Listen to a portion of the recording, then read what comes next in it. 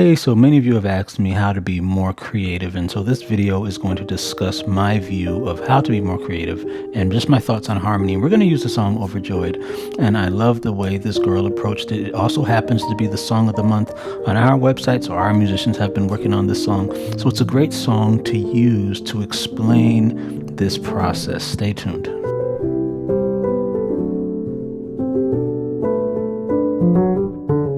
So I'm going to just make a really quick statement on this. I haven't done a real video expounding on this concept yet, but the way I see harmony is just vertical and horizontal. So by vertical harmony, it just means that I am expanding on an idea this way, vertical, right? Horizontal means I'm looking forward to something, and I, in my mind, is thinking, how do I set up for that future chord? So it's two different types of ideas. And basically all harmony that I do is one of those two things. So if we start from the top of this song, over time, here you can see the chords on the screen. In my car. And then we have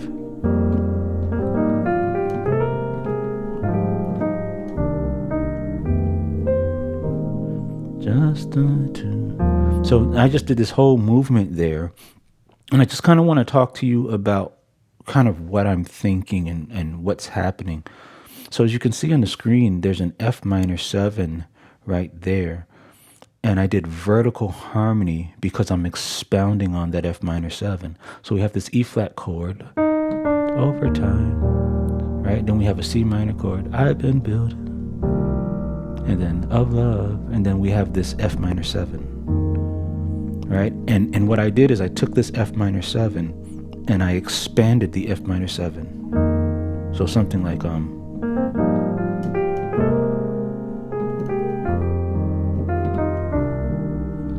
but all of this is expanding. This is how I expand one idea.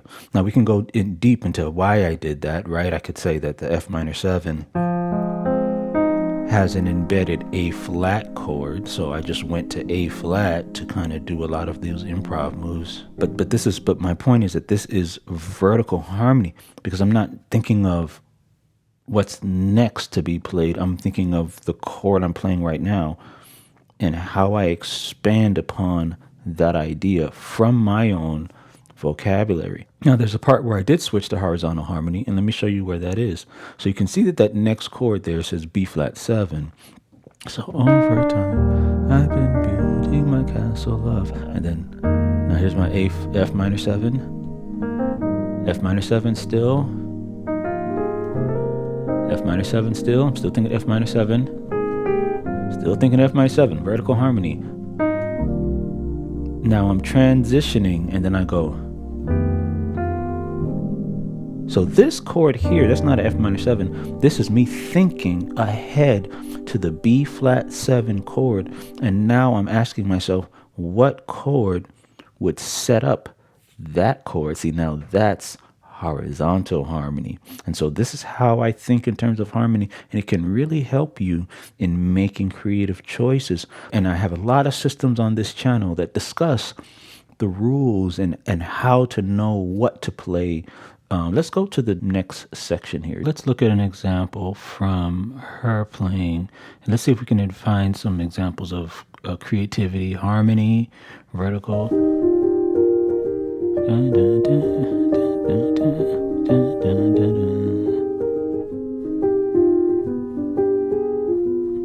Really nice touch. I'm going to put a link to this in the description for you.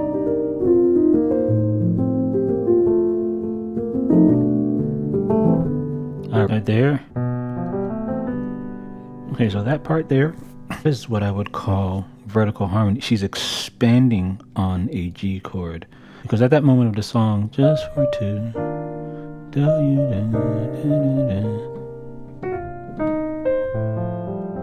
so there's an F chord and then a G chord. And then she goes. So she is taking a G chord and expanding on the idea of a G chord.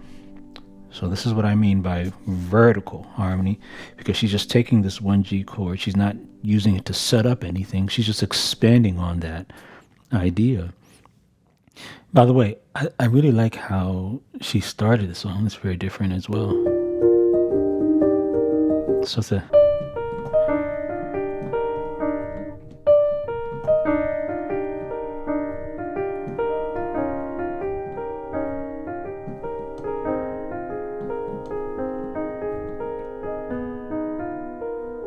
Dun, dun, dun. She's playing it like that.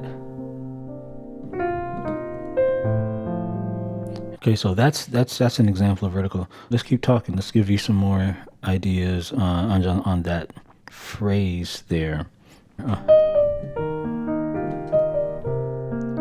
Let's do Barry Harris. Da da da. See, done. Right. So I'm vertically harmonizing each chord very differently, and so within that is tons of ideas, because I took this G chord and here's an F chord, sorry. So instead of this, I'm replacing it with a movement to expand this F chord. That's an F chord expansion. And then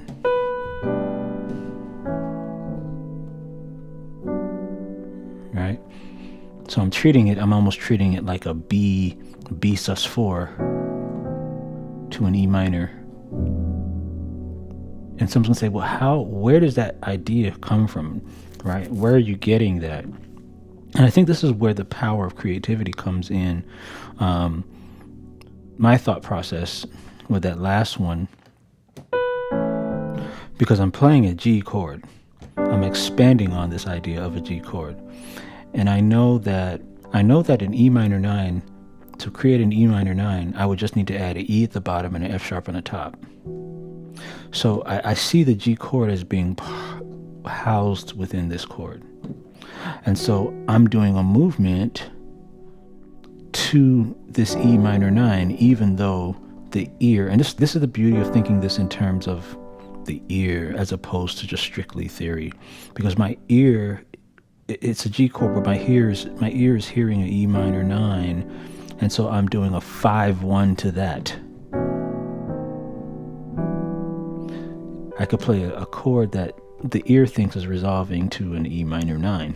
Okay, a lot of stuff going on here, and it's really cool thinking of it this way.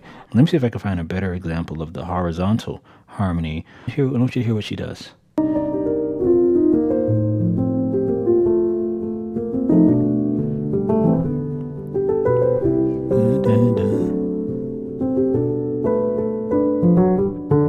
See? So that's just a really cool example, as simple as it is, of horizontal harmony. She has to go ba da da da da da da da, and then she has to move to a C minor 9. Da da da da. So that ba da ba ba da da, that's just a little movement, a little lick that gets you to the C minor 9. So that's just an example, a quick, nice, easy example of how we could do a horizontal harmony. Let me see if there's any others there.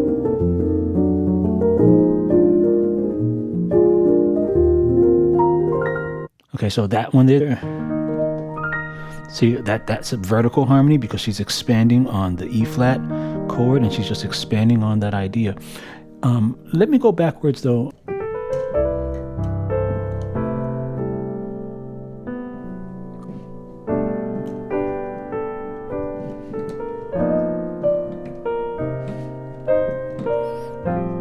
So that was an example of horizontal harmony when I went,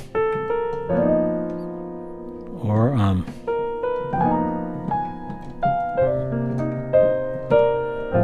all right, so now what's happening? I'm not expanding on an idea. I'm looking forward to a note I have to play. It's gone much too far. You not a stay. And then I have this da da da. So I have this C minor 9. So now I'm not expanding the C minor 9. I'm asking myself, what chord would I play to set up this chord? Okay, so I can play the 5. And if you look at my system on altered harmony, I did a live training on that. One of the ways that you can expand a G dominant chord, because the G dominant is what you would play right before the C minor 9, right? So you would go, if I just did a straight G dominant, then I can do this. But instead of doing this, in the altered system, one of the chords I taught you was that you can use the augmented chord, okay? So I have an augmented, okay? And this, you can use this over a G7. And all of this is in my left hand horizontal harmony that's leading to this chord here. So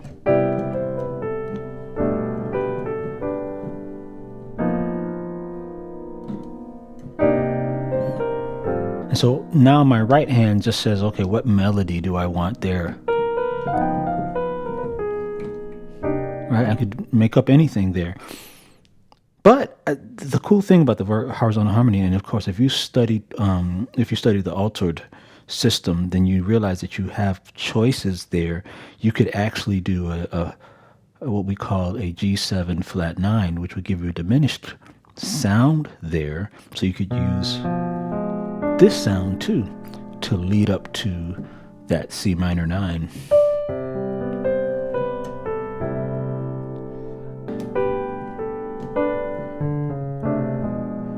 And then, right? So that's horizontal harmony. And I'm trying to teach you how to think about harmony, because what's coming from me is going to be my vocabulary. And then when you play, what's going to come from you would be the things that you have learned. How would you expand the C chord? How would you expand an F chord? How would you expand a G chord?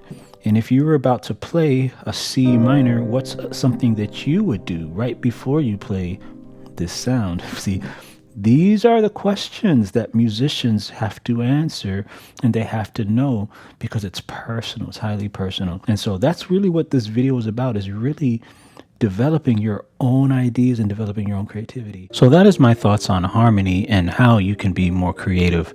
You know, there are two types of people who tend to watch my content. The first type would be those of you who mostly taught yourselves, or taught yourself from YouTube videos. You had a friend teach you, you weren't in any kind of a formal training. For you, becoming creative usually means more structure. And I know it sounds like it's opposite, but usually that is what I'm finding in my experience, is that you generally need a better routine, and you need to be really basically fill in all the gaps of the things that you were missing because you were watching YouTube videos and learning songs, but you weren't learning necessarily all your diatonic triads and your 5/1 progressions and, you know, your tensions and things like that. So you really need to develop routines and structure. And I would recommend you just watch a lot of my videos that teach certain chords and try to memorize those chords. If you're on my website, definitely come to our live trainings and ask questions, and we can help you develop a routine. But the second type of person who watches my video would be those who are coming from a more classical background, highly educated, lots of theory. And what I've found is that those people, they tend to see music more theoretically. It's more like mathematical. And so they're missing the heart of music. And so what they're needing, they want more freedom too.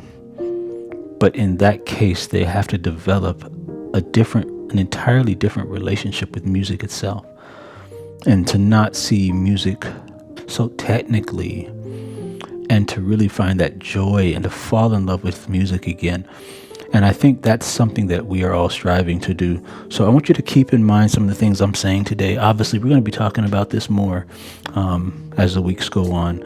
But thanks again for watching this video. Rewatch it, get my views and thoughts on harmony, and I'll see you guys next time.